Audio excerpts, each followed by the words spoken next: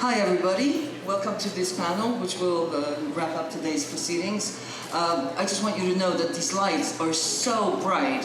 I almost feel like a victim of the Gestapo, you know, when they're chasing you through the streets and they flash these really, really bright lights from high towers and then they arrest you and kill you. But thankfully that will not happen to us. So, this whole summit is about advocacy, but our panel aims to bring that advocacy down to a more intimate community type level. And the full title of our panel is Building Support for Ukraine. I can't see anything, I'm blinded by these lights. Building support for Ukraine in local schools, libraries, and universities. Tips for beginners and seasoned promoters of Ukraine in the U.S. educational and cultural sphere. And to help us with that, we have three excellent panelists who are doing exactly that. On my right, we have Vera Berezhny. Vera Berezhny is a senior at Georgetown University and the president of their student club.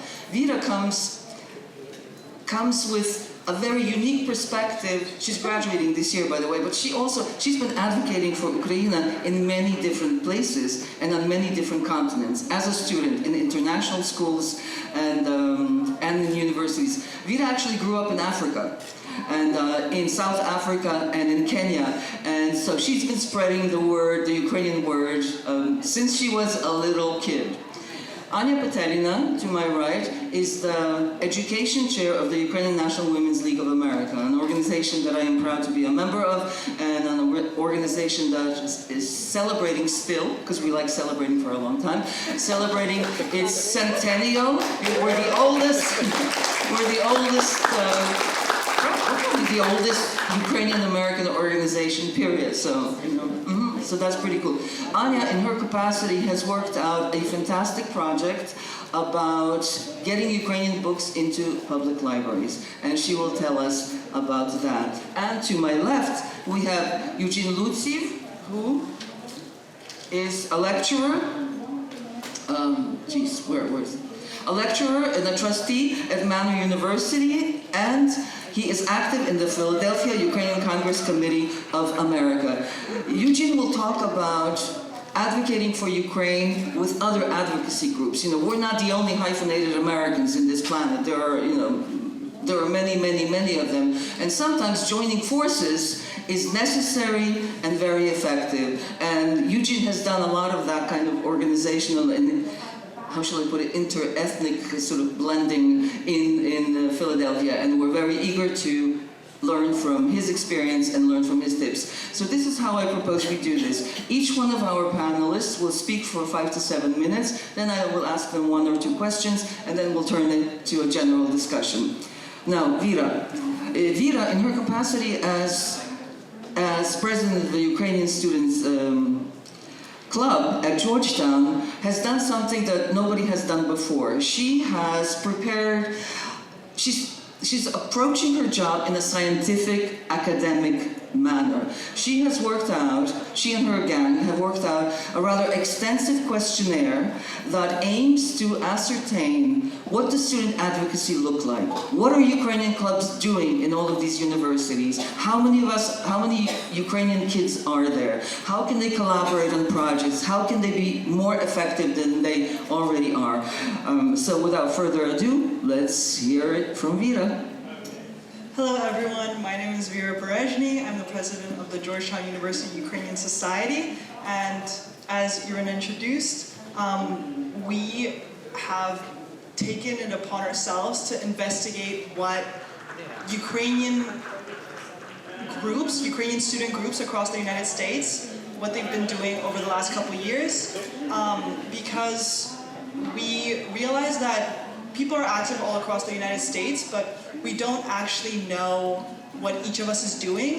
And a little bit about the Georgetown University Ukrainian Society. We were founded in 2022 by the Ukrainians that were on campus then, and then it took us a little bit over a year to get formal recognition. And then once we had formal recognition, we were approached by the American Coalition for Ukraine and invited to start doing Ukraine Action Student Summits. And so about an hour and a half ago, we just completed our 3rd annual Ukraine Action Student Summit. We had over 100 registrants. We had over 20 different universities and high schools represented from all over the country. And since this was already the 3rd year that we've been doing this, something that we've gotten throughout the last couple of years is a lot of students that want to start organizations, but they don't know where to begin. They don't know what's possible, what's impossible. They don't have the resources to ask each other questions. So with this questionnaire, we wanted to create a real database of ideas that we can share with one another, some serious events, some fun events. And so that was the goal. So far, we've had over 26 unique responses. So that's 26 different universities from all over the United States. We've had Ivies, we've had Washington State, Texas A&M, Washington and Lee just over here in Virginia, obviously all the DC universities, which I have great friends at GW and AU. And so I'll get into their successes and their difficulties next, but as Irena mentioned, I approached this scientifically. I do have a biology background, so I wanted to kind of look into the demographics of who these student clubs are made up of. So most of these student clubs, a 1/3 of all the student clubs that responded to the survey, most of them are made up of Ukrainian international students, so this is like Ukrainians from Ukraine, as we like to say. And then the second most popular demographic is a 50-50 split between non-Ukrainians and Ukrainians from Ukraine. So that's the second most popular demographic buildup. And then after that, it's mostly Ukrainian diaspora. So Ukrainian diaspora is actually not the leading demographic for these student orgs, which is interesting given that a lot of these Ukrainian advocacy organizations in the United States are majority diaspora-led. So jumping into what the groups have actually achieved, we split it up into institutional influence, cultural advocacy, and educational awareness. So starting with awareness and education, Texas A&M, they did a Holodomor, Holocaust and Gulag exhibit. Chicago had a panel this year with over 100 participants for the 4th anniversary of the war. The unissued diplomas exhibition, I'm sure many of you have heard of. Many universities all over have presented that with very emotional responses from non-Ukrainians, as well as book talks, for example, in Oberlin, where there's a very limited amount of Ukrainians, but they were still able to bring a Ukrainian author. And then institutional influence.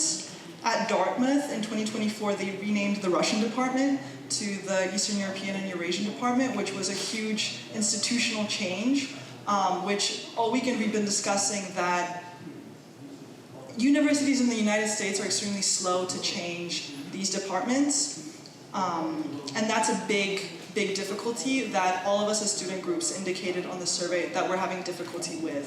We don't have institutional support to really change these organizations. Neither do we have the budget or the support to start Ukrainian institutes or Ukrainian departments.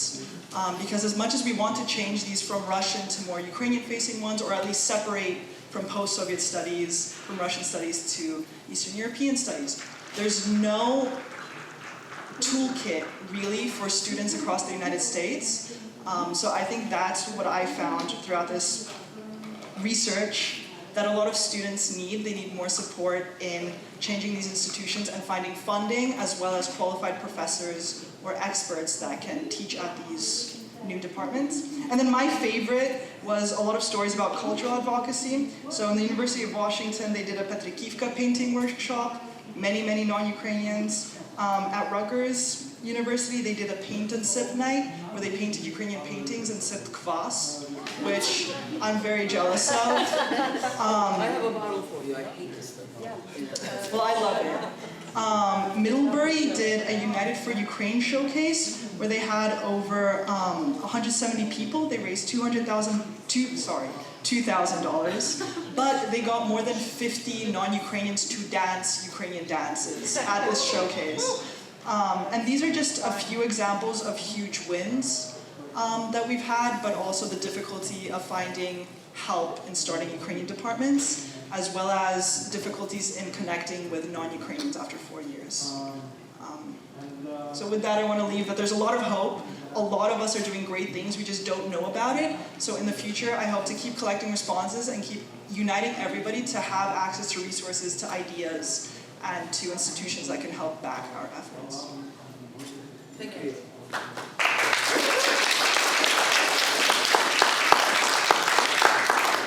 Thank you, Vida. I already have a bunch of questions. So moving on from universities to libraries, public libraries. We all probably have fond memories of finding a favorite book in a public library. As a teenager, as a high school student. I know that in the place where I grew up, Passaic, New Jersey, we had a fabulous, fabulous library. It was an old house with a roaring fireplace that actually worked. And I really enjoyed going there after class and finding books that I loved and reading them. There were no Ukrainian books or books about Ukraine in that particular library. I'm not sure that there are any now. I no longer live in that town, but I hope that the people who do, and there are many Ukrainians who live in northern New Jersey, I hope that they have taken it upon themselves to introduce that. Now, we add, sorry. This is your timer, Vera. You had another minute.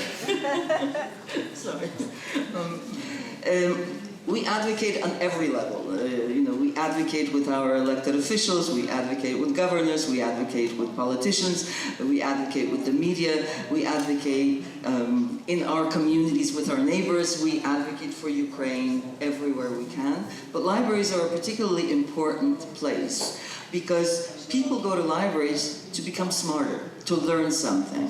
And so that as a platform of learning is a perfect platform for people to educate themselves about Ukraine. As I mentioned in the introduction, Petelina is responsible for the education direction of the Ukrainian National Women's League of America. And as such, she has worked out an entire project, a guidebook, on how to do exactly that, how to get libraries to buy Ukrainian books and some. So, without further ado. And not only that. And not only that, exactly. So, take it over, Anna. Ira, thank you very much for this introduction and for this invitation to speak at the Ukrainian Action Summit. I'm really honored because this is my first time. And today I'll be speaking about how we use public libraries as a space for cultural and educational advocacy. All right, so libraries, one of the few places in the United States that are free, trusted, and open to everybody. And they shape what people read and how they understand the world. Right now, Ukrainian voices are still not widely available in a lot of library systems. And that matters because if people don't see Ukraine represented, they rely on headlines or incomplete narratives. And books, they help fill the gap in a deeper and more lasting way. So what started as individual efforts across different branches is now becoming an organized initiative. And our goal is very simple, to get as many Ukrainian books in English translation into public libraries in the United States as possible. And we want to do that in different formats. Books not only in English translation, but also books in Ukrainian and bilingual for different age groups, for kids, teens, adults, across various genres, not only about war and history, but also fiction, contemporary voices, poetry, LGBTQ+, and a lot more.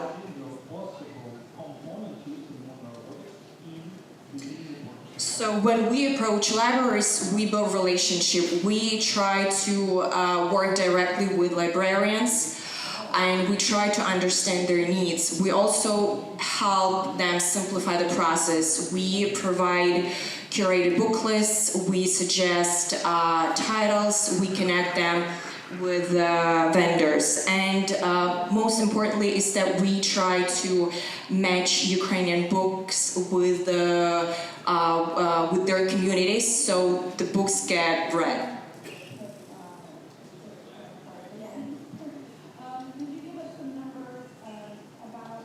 So as I said, our approach is very practical and relationship-based, and we closely work with librarians in terms of book selections and programming. And as I said, we offer curated book lists. We also offer vendor connections and advocacy. We try to explain why these books matter. We also focus on relevance because we want to recommend the titles that will actually get the response from the audience. So this kind of like grows into broader collaboration because we do cultural programs, cultural events, exhibits, story times, book displays, author talks, book readings, presentations, book clubs for children and adults,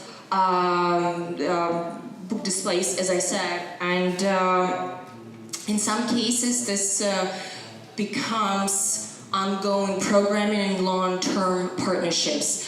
Behind the scenes, we continue working and updating our curated lists.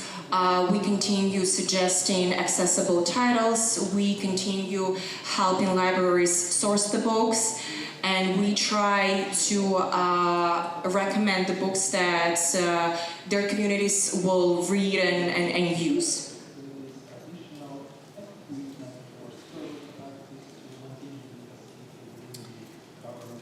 So getting books into the libraries is just half of the work because if they're not visible, they won't get read.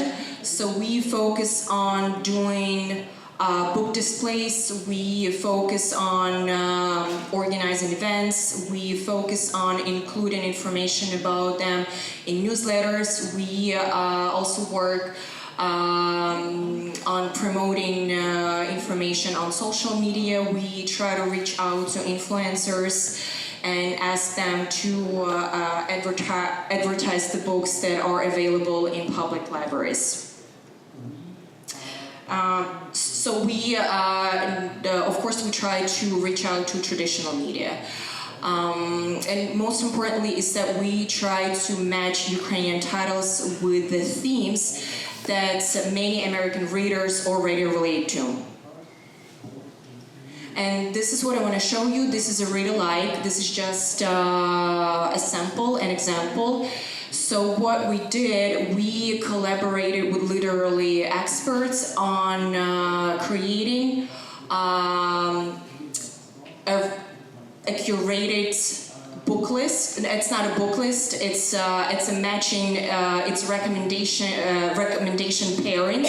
So we match Ukrainian titles, Ukrainian authors with stylistically or thematically similar works of well-known American writers or European writers to help us highlight the richness and the depth of Ukraine's literary tradition and their relevance for American reader.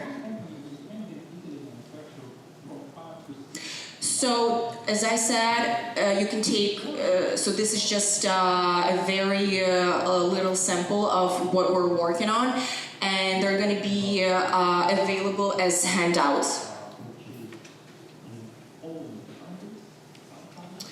So this is one example of how it works in practice. I built a relationship with the Secaucus Public Library by doing a cultural presentation. I was invited to speak about Ukrainian culture in times of war within the broader multicultural book festival that was happening at the time. And from there, I introduced Ukrainian books. I spoke with the library's administration. I provided curated book lists. I donated some of the books, and I also helped them source the rest of the titles. Then when the books came in, I focused on engagement. I started working on outreach. I started promoting them on social media. I also do monthly book displays at this library. And the key takeaway here is when relationship is there, everything else just builds naturally.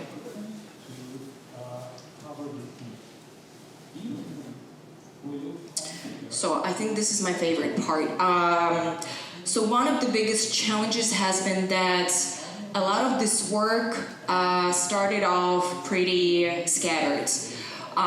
Different branches were doing great things, but not always connected to each other. So we began adding more structure by putting together a shared library toolkits with practical guidance.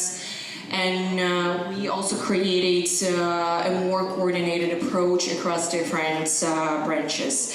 We also partnered with Chapter Ukraine to help us recommend better recommend Ukrainian titles to libraries. So Chapter Ukraine is basically a very cool database of quality Ukrainian titles in English translation. And it gets updated regularly, and information about Ukrainian titles and English translation comes from trustworthy sources. And on this website helps you create book lists on the go, and you can send those book lists to your library or to a bookstore you want to start collaborating and working with, or for example schools, to start recommending Ukrainian titles. And you can do that without leaving the website. So at the same time, we're building reader engagement, and we run a UNWLA book club, which focuses exclusively on promoting Ukrainian titles in English translation. Each session happens in English for each. But sometimes it's a book that's written in English. Yes. Thank you for that. For each session, we pick a Ukrainian title which is tied to some cultural moment or occasion, either in Ukraine or globally.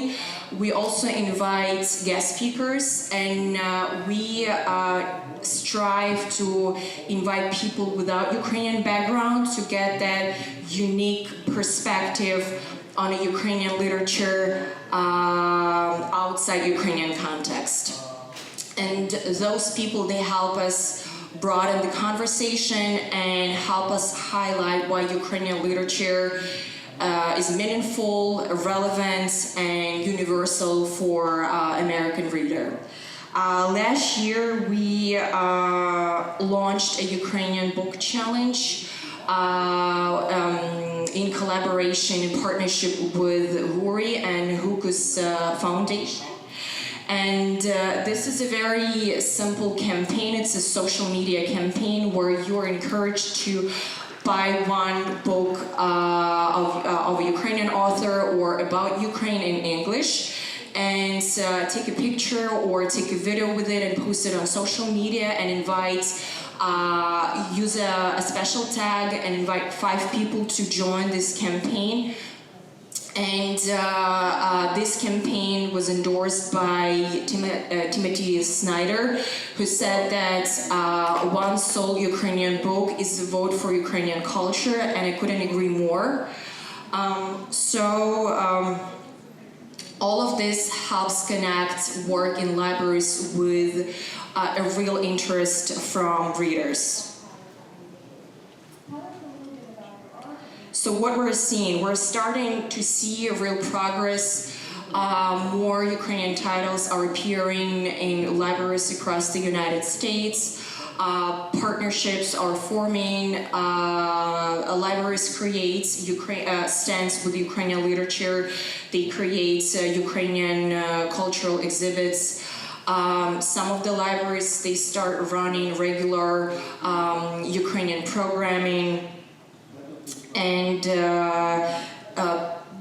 I think the most important thing is that those books, they become visible and people actually come pick them up.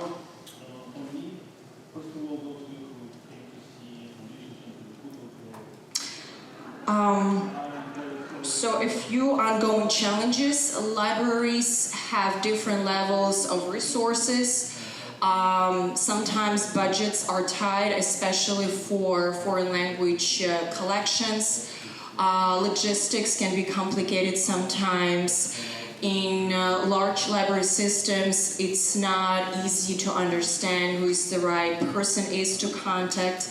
But none of these are barriers, but these do shape how we approach this work.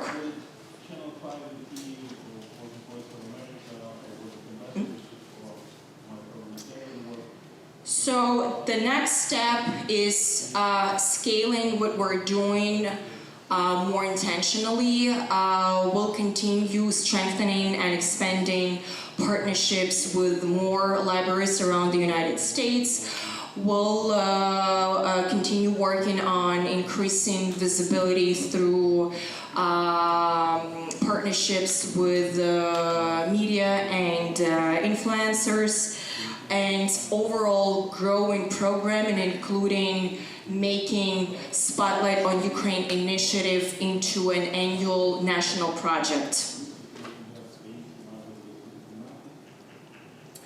So all this work is about building that presence long-term and steadily, and if Ukrainian books stories are not on the shelves, they're missing from the conversation, and we are here to change that. Thank you very much.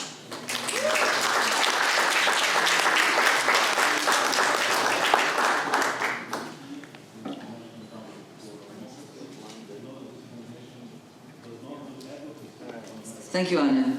That was very interesting and very, very comprehensive. Eugene, on to you. And working with other hyphenated American organizations in the United States. Eugene has organized quite a few of these kinds of inter-ethnic collaborative actions in Philadelphia, yes? Generally Philadelphia. And these have proven to be very, very successful. And it's, you know, it kind of reminds me of that old saying that they used to have in Halichina in the beginning of the 20th century in those parts of Ukraine that were part of the Austro-Hungarian empires, when they were allowed to set up cooperatives and small businesses and things like that. And there was this saying, "Свій до свого по своє." So you go to your own kind to support your own kind. And it seems to me that supporting other ethnic communities is a way of supporting American democracy, first and foremost, on some level, but also becoming just a better citizen and a better American. When you understand the problems that other communities are facing, and when you understand the successes that other communities are having, you can use those lessons to help those people and help your own community. And as informed citizens, as hyphenated Americans, I think that we can probably be much more effective in advocating for our country and advocating for, you know, a better America, which needs a lot of advocating these days. So Eugene, over to you. Thank you very much. Before I start, I want to congratulate all of you and thank you from the bottom of my heart for being here. It cost you a lot of money, it cost you a lot of time. And my appreciation, and I encourage you to do more, and these gatherings in Washington, especially as massive as this, draw a lot of attention and are extremely important. But I'm going to refocus, and it's amazing, you read my mind as to how to be a good American and Ukrainian at the same time. And I'll get to that in just a moment, but I want to say two foundational things. Because part of this is, what are you going to do when you go home? Right? You made a lot of friends here. We've been pretty successful down in Philadelphia area, southeastern Pennsylvania, Delaware, southern New Jersey, because we have this ad hoc group. It includes Mariana, I couldn't even do without it. But Mariana Tretiak is here, and Lista Tashakovitz and others. We have this ad hoc group of people who have forgotten necessarily what group, what organization they represent, whether they were in Plastersum and who they are, whether they're Republicans or Democrat. I'm a Reagan Republican, and many of my colleagues are Democrats. And we work on Ukraine issues locally. And I'll call ourselves an ad hoc group. So try to reach out to your friends here and organize that. And when you do that, support politicians. Do fundraisers for them, especially when they're campaigning. Brendan Boyle was the first one we selected this way, Congressman Boyle, I'm sure you heard him. And he says to this very day, Gene, I'm never going to forget what you guys did for me when I needed you. Because he wasn't predicted to win. We helped him, he won. So do that. Also don't forget to act locally. Get involved in your Republican local committee, in your Democrat local committee, or in something else. Get to know your local politicians, because the state of the Commonwealth of Pennsylvania, any state can do a lot for Ukraine. For instance, Pennsylvania put sanctions on Russia immediately after the attack and poured all of the vodka down the drain. Right? Can't sell it in Pennsylvania. Now to the point. So that's what I'd encourage you to do. And also, these local politicians are the ones who can do the resolutions and the various proclamations about the Holodomor, about the children in Ukraine, whatever issue it is, to broadcast it to the general public. My kind of cross-cultural work, I don't want it to sound like I sat down one day and planned it. But there was a gentleman by the name of Bong Pil-Yang, who was a master karate instructor. He was actually once, he's an older gentleman, he was once a bodyguard for the Shah of Iran. He comes up to me and says, hi, Gene, I've heard about you. Just met me somewhere in North Wales, Pennsylvania. As we were, I don't even forget what it was some function. And he says, would you help me and be the Ukrainian representative for my project? You have this Ukrainian-American Sports Center, Tryzub Soccer Club, only a mile away from my project, which is to build a Korean War Memorial. Now, can we all get behind the Korean War Memorial? Of course. When are we meeting? This Friday. I go out, I go to a dinner, and all of a sudden, every conceivable politician is present. This gentleman is amazing. Representatives of all ethnic groups. Anything from Turks to Vietnamese, to Polish, to Lithuanian, Indian. The highest concentration of Koreans in the entire United States is in Montgomery County, Pennsylvania, right outside of Philadelphia. And I started making friends. And then all of a sudden, the very large Indian community invited me to a festival. And someone else invited me to this event, and the Vietnamese.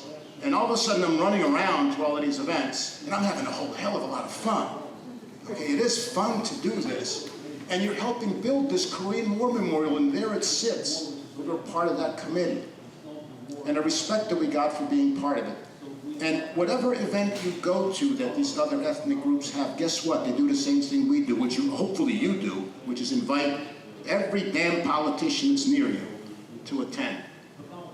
And keep inviting them. So all of a sudden, Brian Fitzpatrick or Madeline Dean or Brendan Boyle or other of our congressmen, now even Senator McCormick, wherever he goes, there's Gene with the Koreans, with the Vietnamese, with these people. I'm having a lot of fun. And then I sit and I chat with them. And the Koreans obviously see the Ukrainian problem. They've experienced it. Many of these other groups have also experienced imperialism. So they're very happy to say, we support Ukraine. So now this guy's thinking, wow, Ukraine is on the minds of all of these other ethnic groups. And I encourage you, and now the final thing that we did was we joined this International Spring Festival Committee. And that is all of these groups actually got together about 20 years ago, and they have this massive, like 8,000 to 10,000 people attend festival. We brought a stronger Ukrainian element into it. Volosky Ukrainian Dance Ensemble, everybody loves them. They're not a feature act for anything and everybody that comes to this festival. But most importantly, all of those politicians are lined up in front of these 8,000 people, and here's good old Gene hanging out with them. Right? Hanging out. And again, it's just my nature to be friendly. I don't want to brag, but it is. And I encourage you to do this. Look through the newspaper and make friends with these other communities. Make friends with these other communities. I want to do one final thing, which is a little bit off topic, but it's very quickly. Youth Civics Club, right? What do you do with the young people? Have them do something. Look, I love the fact that we have them in church holding flags and, and marching and going to camp and learning Ukrainian. But we need to teach them how to be advocates as well. We have a Youth Civics Club. You should watch these kids. Congressman Fitzpatrick was asked, "Oh, Congressman, what can we do to advocate better?" He literally said, "If each one of your communities organized a group like this that comes to us to talk, you will be very convincing." So please organize your youth. Let them visit with these congressmen, with these senators. I'm not going to get into what a senator or congressman, how he reacts or she reacts when a younger person, or maybe some refugee from Ukraine talks about, "Senator, here's a picture of my dad on the front line in Ukraine. Look at the weapons he actually took these pictures for you to see. Look at the weapons he has. It's World War II issue. This cannon has a little hitch so that the horse can drag it." That's what that's what these guys are fighting with. And then another gal is talking about, she's Ukrainian born, but she was hosting wounded Ukrainian soldiers, her family was, as they were getting rehabilitation in Philly. And she said, Senator Coons, I want to tell you that I talked with this particular soldier, and he said, he showed me his house blown up. And he says he's going to rebuild it. And I asked myself, how is a guy with one arm missing, a leg missing, and blind going to rebuild his house? But I felt that he would. I felt that he would, and I know that he will. And then finally, little Christina says, "Senator, I have a list of the weapons Ukraine needs. Can I present it to you? Here's the top 3. It's long. Can I email it to you?" Senator Coons, a very influential senator, said that he pulled out his personal card, not his Senate card. He says, "I want you to email it here and copy my assistant." And and to this very day, he talks to Christina whenever she calls him. Whenever she calls him. Get that done. Our kids are amazing. Use them, develop them. Thank you. Yes. They're a weapon. Make them work. Child labor. Yay. Thank you to all 3 of you for your wonderful presentations. So I'll ask a question of each, and then we'll open it up to everybody. Vera, I was quite impressed with the Dartmouth success. This is great. I know that this changing academia is a long, arduous, painful process that involves not just Russian imperialism, but also American academic laziness and this sort of lethargic way of looking at things through a Russian prism, because that's the way we've always done it, And so kudos to them for doing that. And so a question is double-sided, so to speak. One, how many clubs are there? How active are they? I know that you haven't gotten your full responses back, but what are you gauging? And thank you for the examples that you gave us of some successes. But is that something that Ukrainian clubs are considering, working to change the institutional dynamic and approach to Eastern European studies by changing the names of these faculties and chairs? Thank you. I'm going to start at the back of that question and then work my way to the front. So on the questionnaire, we also had a question on what activities your club defines itself by. For example, at Georgetown, we definitely do a lot of diplomatic advocacy events just by nature of being in DC and being at Georgetown. We have access to these speakers, and Georgetown students are most interested in that. But over exactly 50% of the clubs that have responded so far indicate that their main activity is academic in nature, whether that's putting on some sort of language program or advocating for that, advocating for more classes, for history classes, or having book talks or panels specifically about Ukrainian history. So a lot of students, that's their goal. Like I said before, I think we just have a lack of funding. But also clubs themselves, one of their biggest issues is recognition and budget, since to have access to a university's budget and space and things like that, you have to be recognized by the university itself, and each university has its own unique bureaucratic process, and just because most of these clubs have only started in 2022, it's been slow to do that, and then since it's not a recognized, or it's just a newly recognized student body, it's harder to advocate. So that's to advocate to the academic institution that you want this program. And for example, we're trying to start a Ukrainian studies chair at Georgetown. There's also slow movement on that, but what we've been asked to do from multiple different sources is that they say you need to show demand.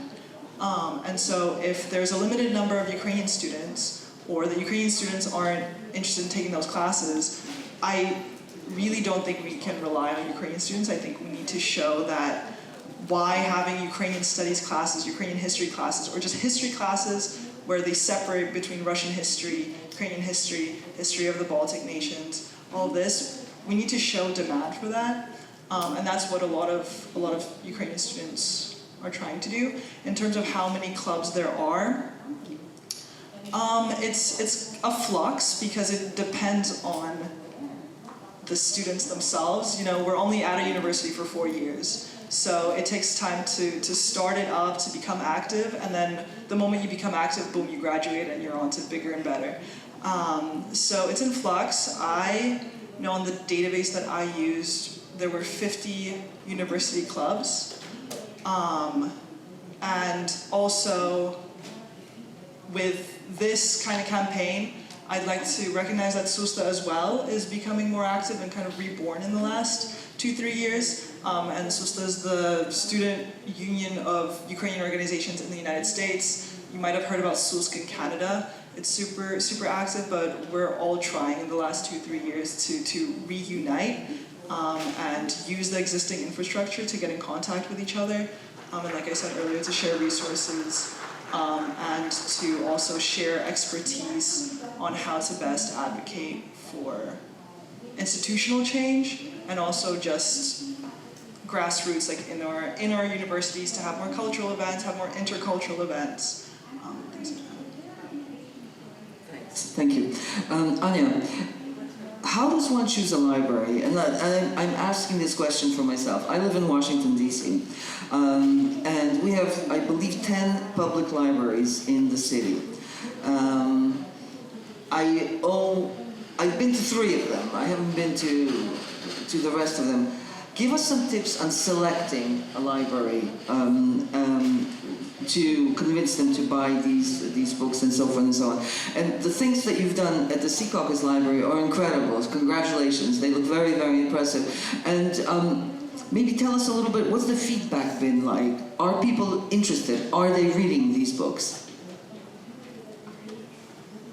All right, thank you for your question. So about like choosing a library, I don't know if there's like any, like mechanism to choosing a library, because like, again, this whole presentation, I use my own subjective experience. In my town, we only have 1 library, and when I reached out to them and I asked how many Ukrainian books or books about Ukraine they had, they only, at the time, they only had like 1 book about Ukrainian. It was like very simple. It was like very almost nothing. So I would suggest that you reach out to all of them. Not all of them will respond positively, and that's okay. Some of them will say that, listen, we don't do that, or we don't want that, and that's perfectly fine. But I assume some of the libraries will give you a positive feedback, and then you can just start building from there. It all starts with the personal relationship. So I would just, if you feel comfortable like talking to them in person, I would just say go there and have a conversation, approach somebody at the front desk, and let's say I would love to, you could say something like that. I would love to see more Ukrainian books, or for example, not more if they don't have any. I would love to see some Ukrainian titles in your library. Is there any way I could help you source them, or how would you feel if I provided you with a curated book list? I would also, but from what I hear from like different people, is that a high number of American public libraries, they do have Ukrainian authors, they do have Ukrainian works in their collections. So I wouldn't just approach the library asking them to purchase a Ukrainian title. I would go there and offer your expertise, for example, as a Ukrainian, and I would suggest that you go there with the ready, with the ready idea for an event, or for a book talk, or whatever it is. Something that will help, again, help the library see that there is a demand and there is an interest, and then it will give you more arguments to buy more Ukrainian titles and expand that collection in the future. I was actually thinking more along the lines of demographics. There are libraries that nobody ever goes to, and there are libraries that are very active, that have very busy social lives, that do functions. Like one of the book clubs that I belong to, we meet in a library in Northern Virginia.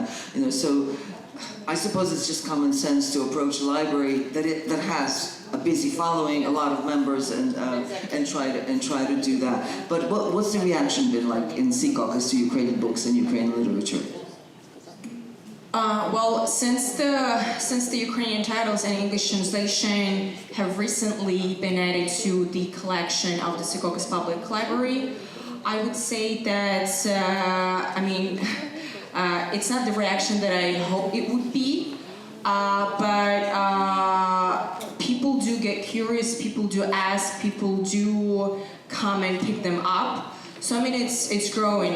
It happens. It's happening slowly, but steadily, I would say. And Gina, final question to you. How can we use this Ukrainian these civics clubs to a Ukrainian advantage? And in your workings and cooperation with other ethnic communities, whom have you found to be the most sort of collaborative and the most sort of like a natural fit for our Ukrainian specificity? I'll ask the last part of that question. I'll be honest with you, there's such a high interest, people's interest in what Ukraine is, what we Ukrainians are like, how do we think. I think everybody's interested in this.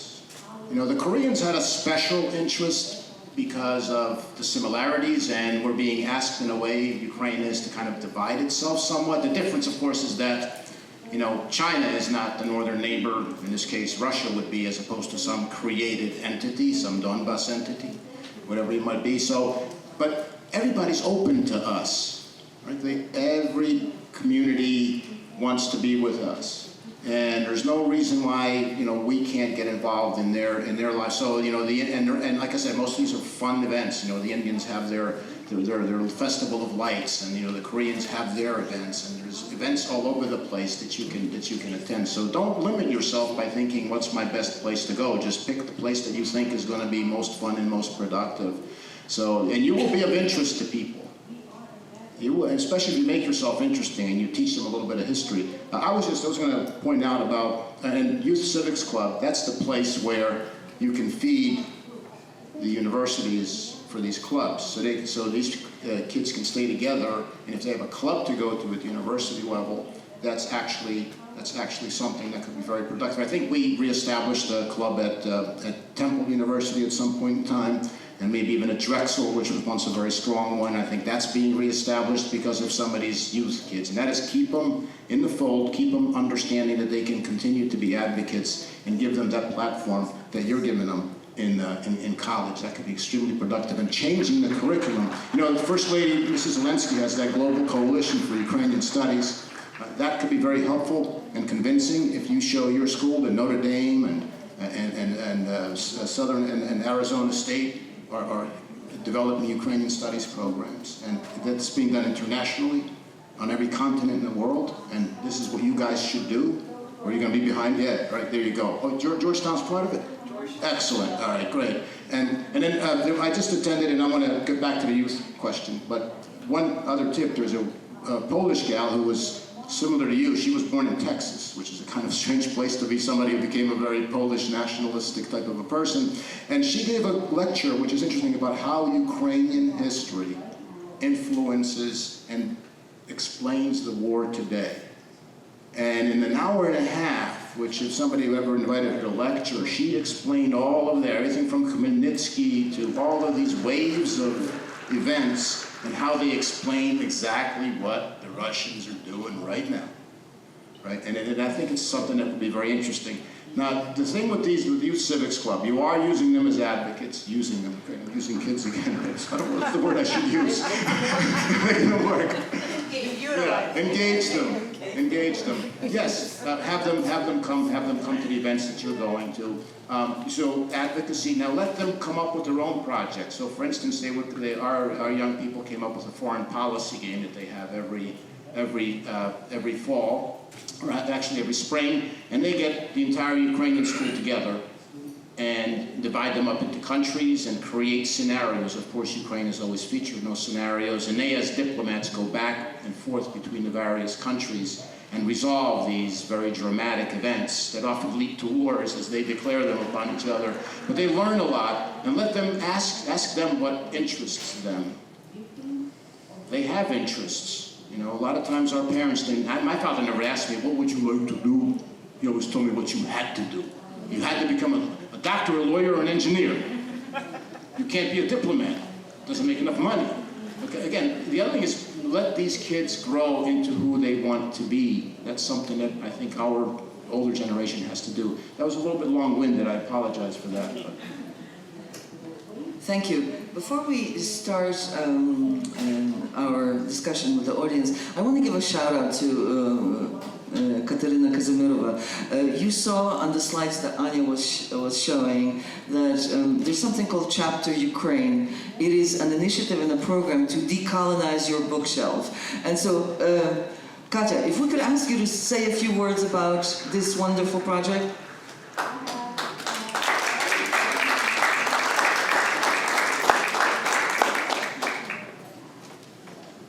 Actually try to do something here, some gamification. You can open your, I hope it's working right now. You can open your phones and just chapterukraine.com. It's a website with all the collected literature in good translations into English, and also we launched recently French, Spanish, German, oh my gosh, yeah, and it's Polish, Czech, and Portuguese coming. So this is website when all the translations collected, and we encourage users, readers to create your top lists. You can just add to my list right from the catalog, and you can send it right away to your favorite local bookstore or library, and we also have already like automatic message there, automatic text you can use, or please feel free to write your own. And yeah, something I appreciate if you'll do this. And for now, we already we launched this initiative in September last year, and we now have 1,226 books, 26 lists created and sent. It's only English version. And more volunteers join us, more and more book lovers using our tool, and Anna, one of our partners, who is really bringing attention to this project. So please use it and share with your friends, with everyone who wants to support Ukrainian literature, because yeah, we just need to be on the shelves everywhere. Thank you. For those who haven't been able to open up this application, if you read Ukrainian books, if you read Ukrainian books in translation, if you encourage other friends to do it, this is what you'll be doing. You're going to discover Ukraine's rich literary tradition. You're going to dispel misconceptions around Ukraine's colonial image created by Imperial Russia. You will support and promote Ukrainian voices. You'll bring Ukrainian literature back to its place in the European literary canon, and you will contribute to Ukraine's ultimate victory. So do it. Thank you. So a lot of, almost like every public library in the United States works with the book vendor, which is called Ingram. And this book vendor, it has the majority of the titles, of Ukrainian titles in English translation that we usually suggest the libraries to purchase. So this is just like something for you to know and keep in mind when you approach the library, because you can use it as an argument. You can go to the library and say, I know that you work with Ingram and I know that they have the majority of the books. So whenever you make an order, you can order some of the Ukrainian titles as well. So the libraries, they don't have to go to Amazon, they don't have to buy from dispersed publications and places. It's very convenient. Thank you. So, now it's your turn. Ask away. Anybody?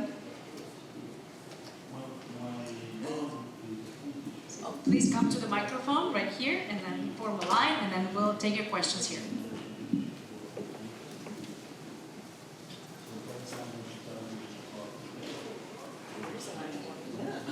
Okay, I'm a visual artist and I've been doing a lot of advocacy with visual art. And this is more of a suggestion than anything else. Children's artwork, I think, could fold into all of your advocacy. For instance, with the libraries, having children's artwork on display. Also, artwork tends to, when somebody looks at a piece of art, it goes right into their emotional center before the prefrontal cortex engages. So it hits them in the heart.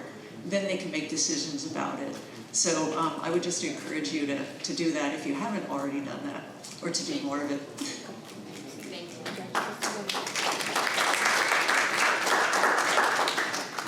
Hi everybody, my name is Maria Horun. I'm an attorney from New York. And my first thank you so much is for Vera. I didn't know there was a lot going on with different Ukrainian clubs at universities, and please write down, there is now Duke Friends of Ukraine Club that launched very recently, and I am on the outside board. And if it is possible to make an announcement, if you have any friends of Ukraine who are current Duke students right now, please, let's connect, because we are, if you go online to that website, you will see that the president's seat is available. So we are looking for that leadership. Please, let's make it work. And, very excited that you are at Georgetown, because I will be there for a nonprofit conference in the end of the week. So I hope to connect. It's interesting, he's standing right behind me. I was about to say that Mark Biloborodov is the vice president of the Ukrainian-American Bar Association. And this year, to my knowledge, we are doing it for the first time, hosting the UABA, Ukrainian-American Bar Association annual event at the law school in Boston. And thank you so much, Mark, for making this collaboration. And I also want to encourage everybody, we have these beautiful venues, hotels. Why can't we use universities, colleges, and law schools like Mark's initiative this year to do it? So thank you so much.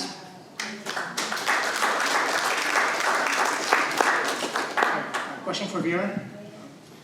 Yes, Mark Biloborodov from Boston. Thank you so much for being here. Thank you for the work that you and your society did in Georgetown. So as someone born and raised in Ukraine, coming to the States many years ago as a young man speaking Ukrainian fluently, and now a father of an incoming NYU freshman, can you speak a bit to how, in your survey, or in Georgetown, you handle kind of awakening of Ukrainian heritage in freshmen as they start, and there's many competing interests, many competing clubs they can join, and perhaps they did not grow up going to Sunday school and learn Ukrainian, but they kind of ready to appreciate their heritage, as you know, my son is definitely going to. Can you tell us a bit more about how those societies reach out to kids like my son? Thank you. Thank you. That's a great question. It's an interesting experience that we've had at Georgetown, is that I'm sure that every university in some form has a club fair at the beginning of their year. High schools advertise what extracurriculars they have. So in some format or another, every school will have some sort of club fair, especially for freshmen in university at the first year. And GUUS, we table every year, and we often get a lot of hesitant students that come up to us, not necessarily freshmen, but even older students or transfers. They come up to us very sheepishly saying that they either have only one parent from Ukraine, or they have Ukrainian parents but they grew up speaking Russian, or they have Ukrainian parents but never did anything Ukrainian their whole lives. And so they come up very timid and very shy. And I'd like to make a public announcement here that we accept all of those people. There's no like Ukrainianness meter that we check on our application. That's like you have to, on our board last year we had an American guy from North Carolina, like not a drop of Ukrainian blood. So firstly, it's at Georgetown it's open. Anybody can join if they want to. You don't need any Ukrainian experience, or you don't need to prove your Ukrainianness to join. And then I think what's brought a lot of these like timid people to engage at Georgetown is that we have a Ukrainian language program. We have one professor, Professor Budovska, she's great. And when students start taking Ukrainian classes, they become a little more confident because often they feel that there's a language barrier.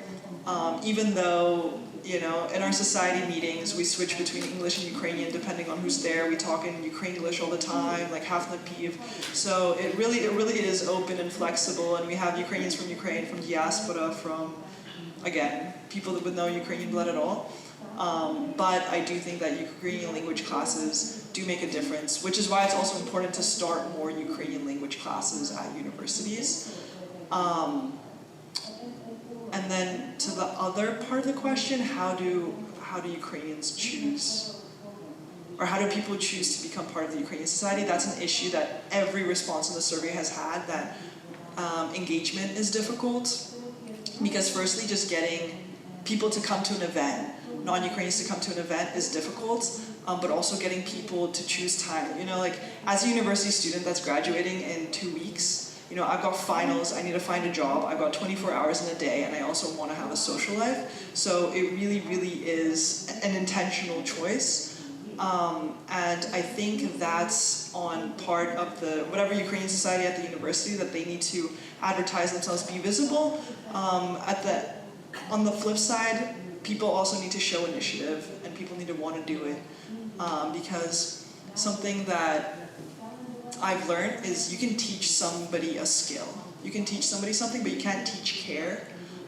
So I think that's something that everybody struggles with, is that getting people engaged that genuinely care, that will come sacrifice their time, not be paid for it, but organize events that are often frustrating because everything that can go wrong often does go wrong.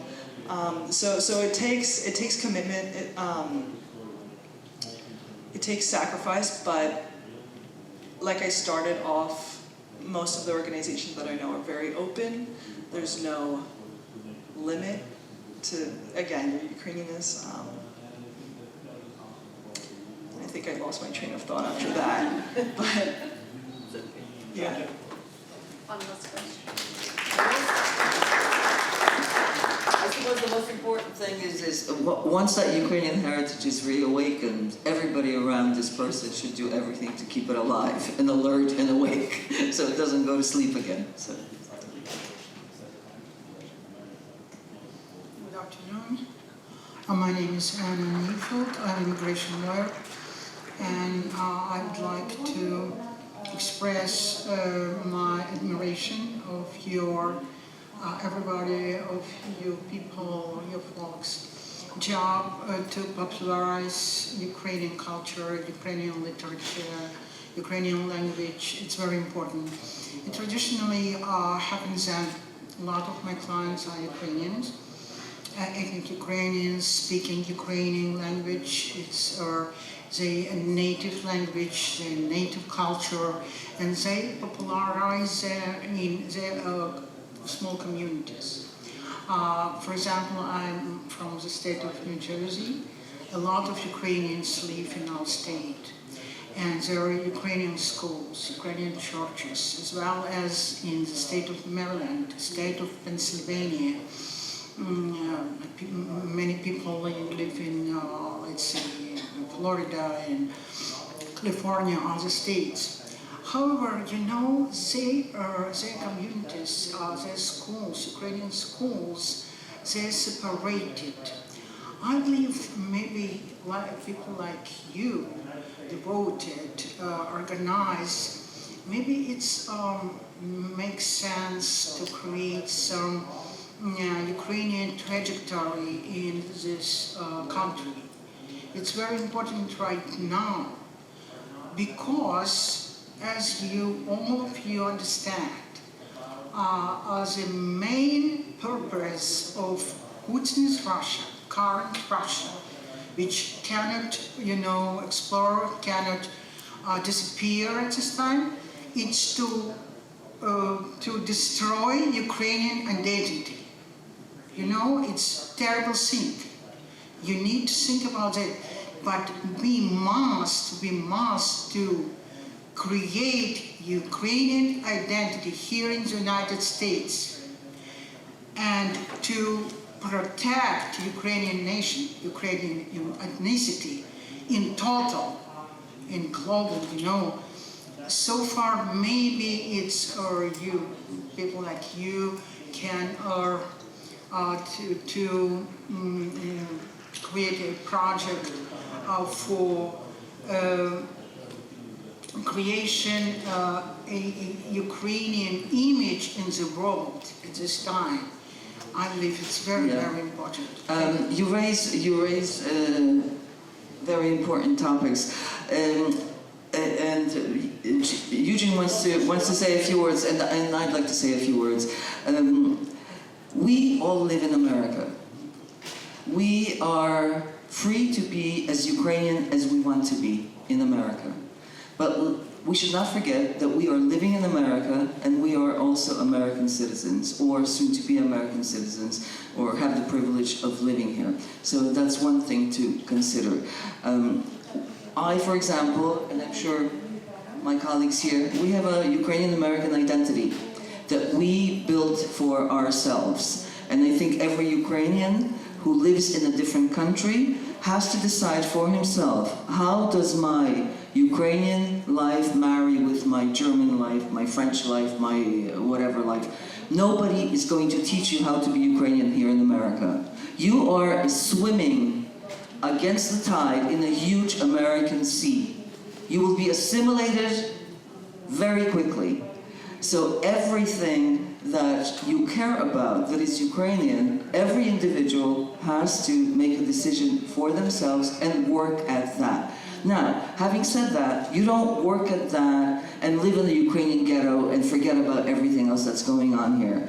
To be useful to Ukraine, we have to be good Americans. We have to be active Americans, and we have to be smart Americans, okay? And I think that these summits, these trainings, they teach you that. They advocate for that. It's very, very important. People do not leave Ukraine to become Ukrainians abroad, okay? So that's my personal position. I'm not advocating for anybody. I'm sharing the things that I have learned living in America and Germany and the Czech Republic for many years. And all the time remaining Ukrainian, remaining deeply Ukrainian and deeply committed to everything that is Ukrainian, Ukraine's freedom, Ukraine's culture, Ukraine's literature, and so forth, and so forth, and so on. It requires hard work. And we have a wonderful, wonderful foundation for that here in America. The old Ukrainian diaspora did a lot.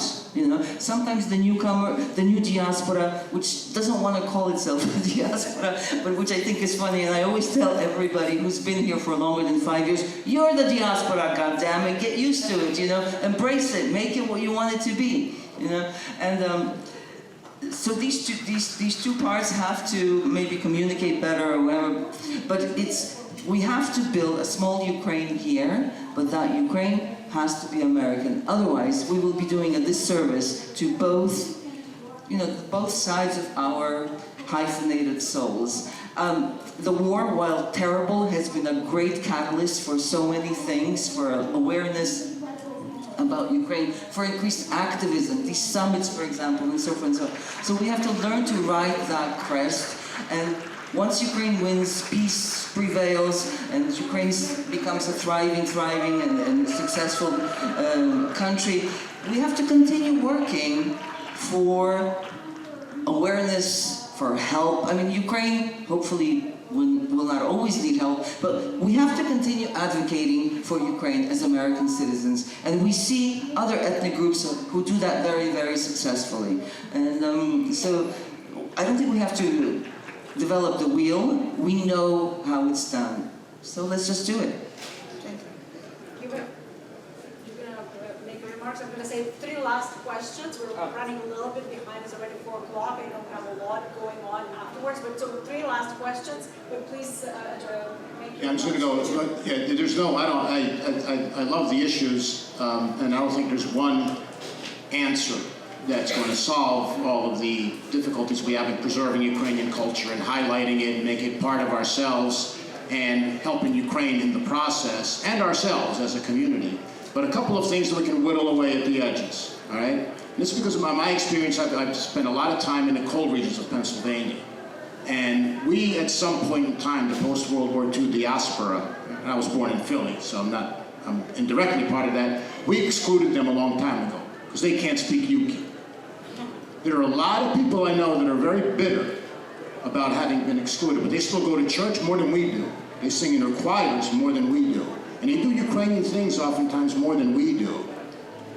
And then the second generation of that is the new arrivals, 1980 and onward. There was exclusion. These guys are not quite Ukrainian. They don't speak Ukrainian well. They don't speak modern Ukrainian. Well, these people, look at them. They're just here to take advantage of things. Bury the damn hatchet. You're a goddamn uke. Stop dividing yourselves. Stop dividing yourselves. Define yourselves by who you are and not by who you're not. And that's a sense of pride. It's a sense of pride. And that's one step. And the other thing is the reverse of this. Do not close your institutions to just Ukrainians, right? Don't close. I'll tell you one thing. Big example. Ukrainian-American Sports Center Tryzub, right? Tremendous history about celebrating Ukrainian sport. U.S. champions 4 times, professional league champions 6 times in the 60s when Khrushchev and Brezhnev had to read about it. We opened up our doors, and today we have over 70 youth teams. And they win state cups, and they travel internationally and nationally. Florida, Texas, California. Our boys won a national title. And everywhere you go, there's only like 1 or 2 Ukrainian players. The rest of them all play for the Philadelphia Ukrainian Nationals. They come out in their blue and yellow jerseys. And they walk on that damn field with the Ukrainian flag. Okay, in all of these countries. So invite people and stop fighting.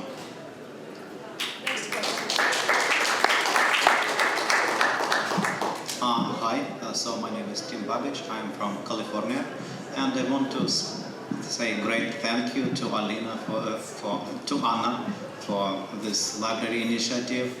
Our libraries in California, they have Ukrainian books, and I thought that it would be so much better if they had more Ukrainian books. So you are doing what I was thinking had to be done a long time ago. So the question is, how can we help you, and how can we help this initiative?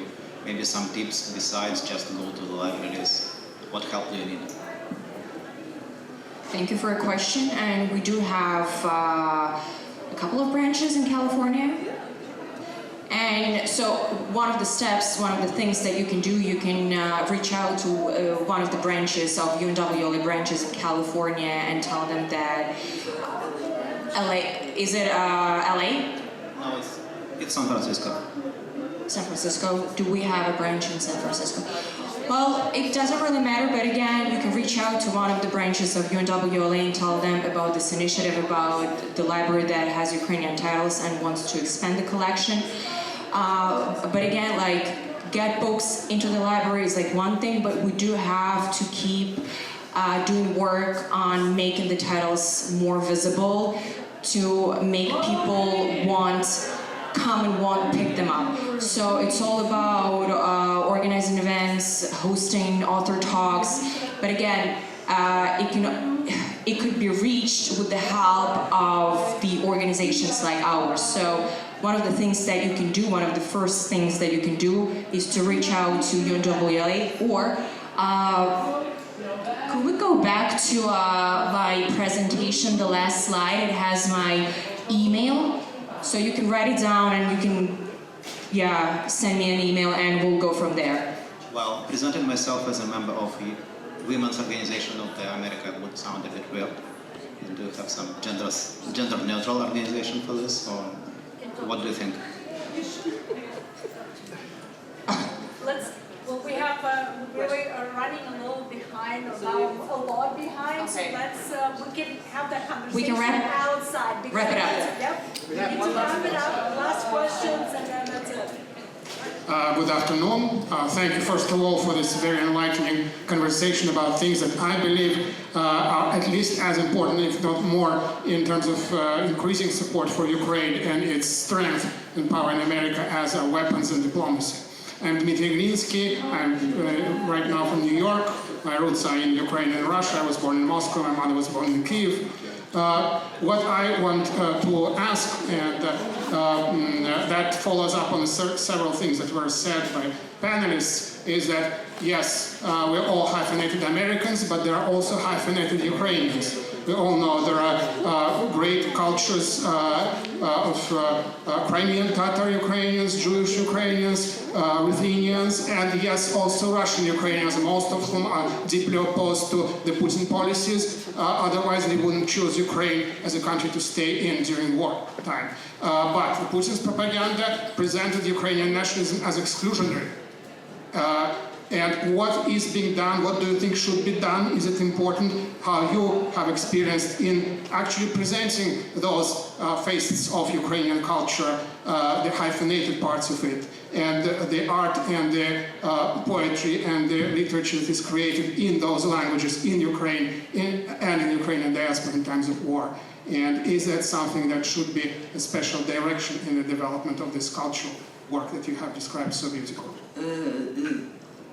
That's actually not a question for this panel. It's a very deep and profound question, but I can tell you what I think. Whoever wants to be Ukrainian can be Ukrainian, and I don't personally care what their gene pool is, where they come from. It's a choice, and many really huge figures in Ukrainian history were not ethnic Ukrainians, but they were great Ukrainians. So, and I think that, Ukraine's official position, that it's a multi-ethnic nation. Yes, Ukrainians make up the majority, but Ukraine has a lot of different nationalities that have lived together for centuries. And they've lived peacefully, and they've accepted each other, learned from each other, and benefited from that kind of interaction. Maybe during the next summit we can have a discussion about this sort of Ukrainianness and how do we all, learn to love each other even more than we already do. One thing is I'll do the reverse of that, and that is that we need to educate a lot of Ukrainians, especially those that maybe haven't had this level of Ukrainian historical knowledge.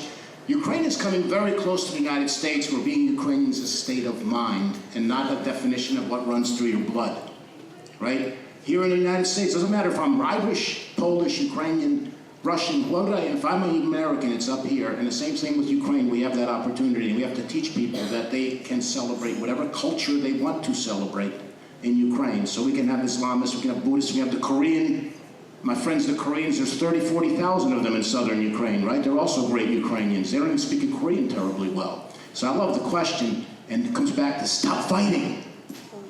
Stop. The Russians want us to fight one another. They want the Jews and the Ukrainians not to get along. They want the Tatars to hate the Ukrainians and everything else. Stop it. You're playing their game. You welcome your Jewish buddy and say, yeah, man, I'm a fellow Yuk. You welcome your Islamic buddy, and we can make this work if we stop fighting, and we love one another, and we stop excluding, we include. Thank you. That's wonderful. Great. Last question, please. That's it. We're ready. That's one very quick comment because we need to move on. So I'm not going to lose my eyesight. I know, I'm glad I'm with my back to those. My left eye's gone, my right eye's gone. My name is Yana. I'm representing an organization from the West Coast called Nova Ukraine, one of the sponsors of this American Coalition for Ukraine. We now have, I just want to take this opportunity to say that we now have the whole direction headed by my colleague Ksenia Krasnuhova, that's cultural advocacy. And we are there on, there is life on the West Coast, not just on the East Coast. And we welcome, we're looking for partners to come to us with your projects on cultural advocacy, and we will help you make them come true. Especially we're looking to showcase Ukrainian culture, the quality of the Ukrainian culture, not just ethno festivals and things like that, but to showcase quality literature, cinema, visual arts, theater. We have Ukrainian theater now on the West Coast. We are just now in progress. There is a Ukrainian film marathon. We show Ukrainian films every 2 weeks. And we found that when you showcase quality culture, you get people who may be interested in cinema or in music or in literature. They come to you not because it's a Ukrainian per se, but as they come there because they're interested in that particular form of art. But then they become Ukrainian advocates. So thank you. Just taking this opportunity. That's great. Thank you so much. And I just want to thank all of you who stayed that long, and of course, especially our moderator, Irena, and everyone on the panel for a wonderful discussion. There's more. We have right now 4:30. We will begin networking events, actually right here. Then we will also have members spotlight at 5 o'clock. So, and also at the same time, we have retreat for state delegation leaders. So from 5 o'clock, there's going to be very busy here. But 4:30, members event begins. Even if you're not a member, you would definitely be interested and would like to, I'm sure, to hear what the ACU member organizations are doing in each direction besides advocacy. And again, thank you all so much, and enjoy. There was a productive and exciting and engaging first day. Wishing you all the best, and good luck on the Hill on Tuesday. Thank you all. Thank you.